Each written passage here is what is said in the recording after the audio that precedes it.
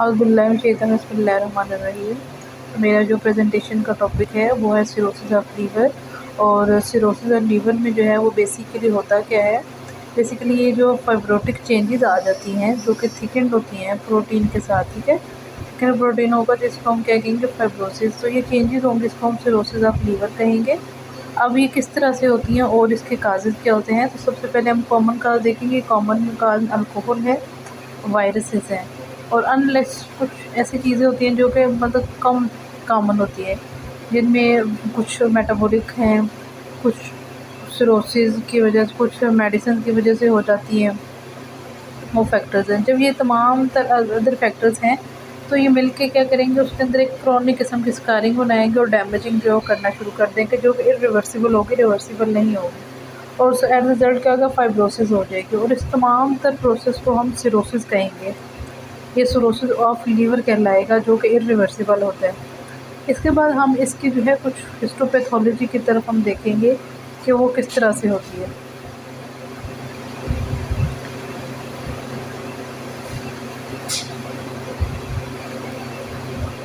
तो हिस्टोपैथोलॉजी जो है, इसमें आपको नज़र आ रहा होगा कुछ स्ट्रक्चर्स हैं, ये हेपेटोसाइट्स होते हैं। तो ये जो है ये रीजनरेटिव हो जाते हैं और नोड्यूल्स बन जाते हैं, और ये बम्पी से बन जाते हैं। बम्पी होने के इसकी वजह से लीवर जो है वो हमें नोड्यूलर जो है वो महसूस होता है।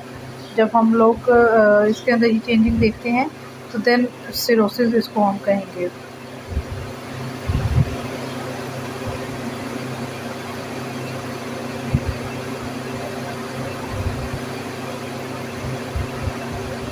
और कुछ हैं चेंजेस जो मैं आपको दिखा रही हूँ। जैसे ये सर्कुलर आपको नज़र आ रहा है, तो ये रीजनरेशन हुई हुई है। देन ये भी जो एक ब्लू कलर की लाइन है, इसमें ब्रांड्स ऑफ प्रोटीन है, फाइब्रोसिस। ये जो आपको लीवर नज़र आ रहा है ये डैमेज्ड है, इरिवर्सिबल है। इसमें देखें नोडूल्स बन चुके हैं, ठीक है। और इधर जो है वो आपको फाइब्रोसिस दिखाई दे रहा है राइट साइड पे।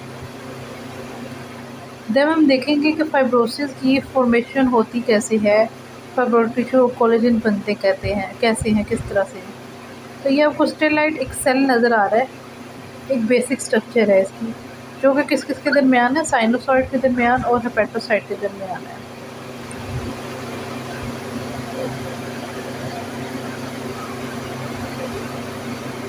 इसकी ये स्ट्रक्चर है, पोर्टल वेन है, आर्टरी, हेपेटिक आर्टरी, ये ब्लड दे के आती है साइनोसॉइड सेंट्रल वेन में जाता है।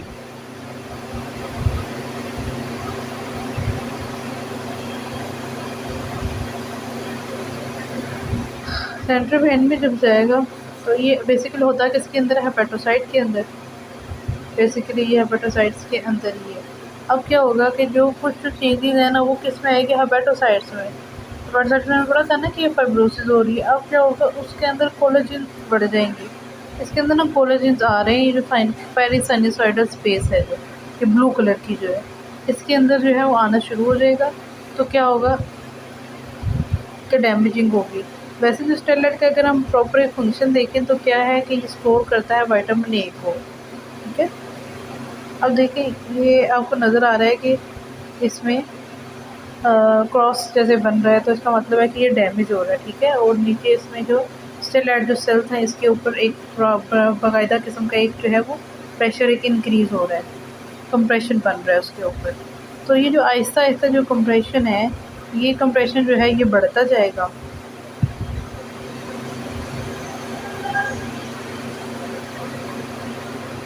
जैसे ये आपको लाइंस नज़र आती हैं लगती हुई, तो मतलब इसके अंदर कोलेजन जो है वो इकट्ठे हो रहे हैं, अकोमुलेट हो रहे हैं।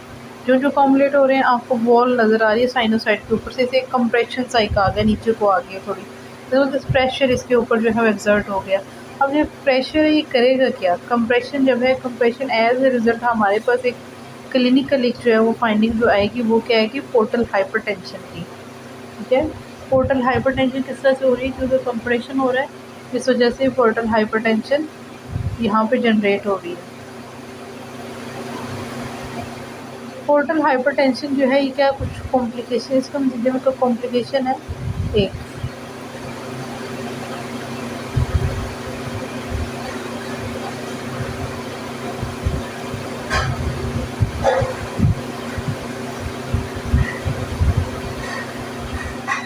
प्रेशर जब ज़्यादा होगा तो क्या हो जाएगा, यहाँ से फ्लूइड जो है वो क्या करने के लीक होना शुरू हो जाएगा। ओके, प्रेशर लीक हो गया तो ये फ्लूइड कहाँ पे जाएगा, ये जो एक्स्ट्रा पेरिटोनियल कैविटीज़ होती है ना जितनी भी, वहाँ पे जाके इकट्ठा हो जाएगा। तो फ्लूइड जब म्यूकस सारे पेरिटोनियल कैविटी में जाके इकट्ठे हो जाएंगे और इकट्ठे होकर क्या करेंगे, एसाइटीज़।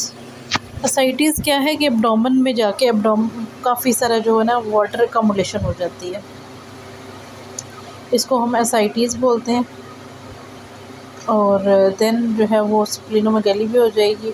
स्प्लीनोमेगैली जहाँ पे मेगैली का वर्ड आता है इसका मतलब होता है कि लार्ज हो जाता है साइज़ में, स्प्लीन जो है वो लार्ज हो जाएगी। फ्लूइड का जो है ना वो बैक फ्लो हो जाएगा। बैक फ्लो होगा तो क्या हो जाएगा, एक शंट जो है वो बनेगा, जिस शंट को हम क्या कहेंगे, प्रोसिस्टमिक शंट। अब प्रोसिस्टमिक शंट बन गया, अब इसके नतीजे में क्या होगा, इसके नतीजे में कुछ रीनल चेंजेस होंगे कि क्या चीज़ें आती हैं, कुछ रीनल चेंज, कुछ हेपेटिक चेंजेस होंगे। तो रीनल में क्या होता है कि रीनल में वेज़ो कंस्ट्रिक्शन हो जाती है। जब भी वेज़ो कंस्ट्रिक्शन होती है तो क्या होता है, क्यों होता है, क्योंकि ब्लड प्रेशर जो है वो उस दर बढ़ जाता है वेज़ो कंस्ट्रिक्शन में, ठीक है, क्योंकि पेरिफेरल वैस्कुलर होती है रेजिस्टेंस वो बढ़ जाती है। अब जब वेज़ो कंस्ट्रिक्शन क्या हो जाएगी, कंस्ट्रिक्ट मतलब कि उसका कम हो गया, ठीक है, तो किडनी की तरह कम ब्लड जाएगा, लो फिल्ट्रेशन होगी और हेपेटोरीनल फेलियर हो जाएगा एज ए एंड पे जो है। कॉम्प्लिकेशन क्या होंगी फाइब्रोसिस की, ब्लड प्रेशर इंक्रीज़ कर जाएगा, ब्लड जो है वो डायरियन होगी। देन इसके बाद क्या होगा कि इसके एज ए रिज़ल्ट जो है वो डिक्रीज़ कर जाएगा लीवर फंक्शन। और लीवर का फंक्शन क्या है, ये जो है वो डिटॉक्सिफिकेशन करता है, प्यूरिफाई करता है, एक फिल्टर प्लांट लगा हुआ है हमारी बॉडी के अंदर। तो अब देखेंगे जब लीवर नहीं काम कर रहा तो क्या हो जाएगा, डिटॉक्सिफिकेशन तो डिक्रीज़ हो गई। अब डिटॉक्सिफिकेशन जब डिक्रीज़ हुई है, जब हमारी बॉडी से अमोनिया नहीं निकल रहा, टॉक्सिन हमारे बॉडी के अंदर ही अकोमुलेट हो रहे हैं, ठीक है, अकोमुलेट हो जाएंगे तो क्या होगा कि ये जो टॉक्सिन्स हैं, इस अमोनिया वगैरह जो है ये हमारी बॉडी में बढ़ जाएगी। तो इसके कुछ, ये तो प्राइमरी चीज़ है ना कि अमोनिया हमारी बॉडी के अंदर बढ़ गया, तो अमोनिया सेकेंडरी चीज़ क्या होगी, इसके रिज़ल्ट में होगा कि हाइपर यूरिसीमिया हो जाएगा।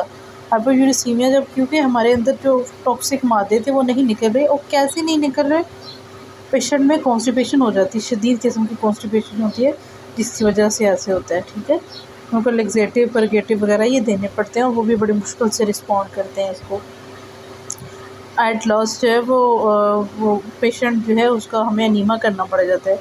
देन जो है क्या होगा कि एस्ट्रेक्सिया हो जाएगा। एस्ट्रेक्सिया ट्रेमर्स होते हैं, ठीक है, क्योंकि कपकपाहट आ जाती है हाथों में। और एट द एंड स्टेज क्या होता है कि कोमा हो जाता है, कन्फ्यूजन भी होती है इससे पहले, ठीक है, कैफ जो है होता है उसको मतलब कि समझ नहीं आ रही होती उसको पेशेंट को, और कन्फ्यूजन में चला जाता है। फिर एस्ट्रोजन, कुछ मेटाबॉलिकल चेंजेस भी आएंगे, ठीक है।